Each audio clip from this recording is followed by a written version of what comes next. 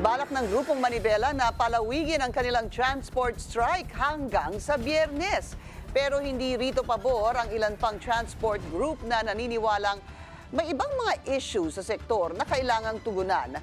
Ang detalye sa agenda report ni Paulo Barcelon.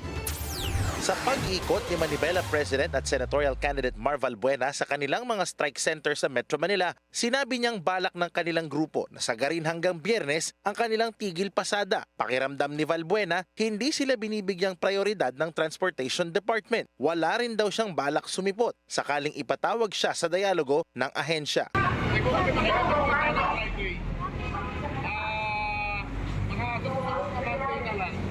Nakisama sa ikalawang araw ng protesta ang ilang driver ng Manibela sa Pampanga at Cavite. Pero sa ilang lugar sa Metro Manila, kitang marami pa rin ang mga pumapasada. Sa isang terminal sa Nagtahan sa Maynila, ang ilan sa mga jeepney na may sticker ng Manibela bumabiyahe na. Kaya naman pananaw ng ibang transport groups, abala lang ang idinudulot ng ginagawa ng Manibela. Una-una, kung ikaw mag-i-strike, kailangan may mapaparalyze ka. Ang problema, bakit hindi nagpo-prosper yung kanilang ginagawang aksyon? Kasi ang tingin ko lang sa sarili ko, dahil kasi dekada ng leader na ako, hindi na panahon ng strike ngayon.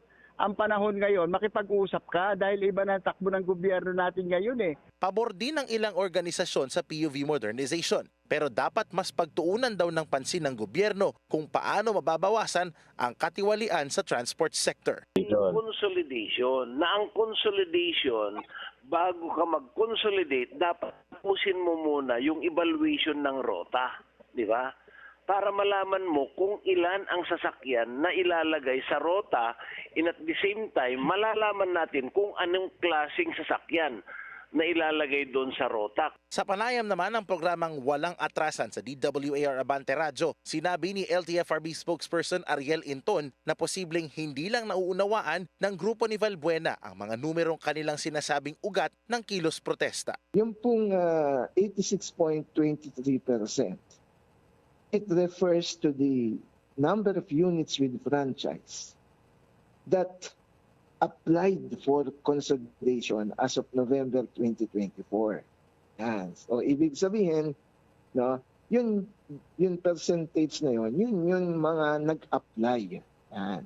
Or filed an intent to consolidate. Ngayon, kapag ang tanong ay out of this 86%, ilan na yung nakatapos ng proseso? Yun 43%. Balik on-site na ang ilang mga eskwelahan tulad ng Universidad de Manila matapos lumipat sa online classes bunsod ng pinangambahang magiging epekto ng transport strike. Tuloy pa rin ang mga alok na libreng sakay ng mga LGU. Paiba-iba man ang opinyon ng mga grupo ng transportasyon tungkol sa PUV modernization, tanong ng taong bayan, mayroon ba kaming maayos na masasakyan? Kaya ang payo ng pamahalaan, daanin ang gusot sa transport sector sa mabuting usapan para hindi naman ganap na maperwisyo ang mga mamamayan. Para sa agenda, Paulo Barcelon, Billionaire News Channel.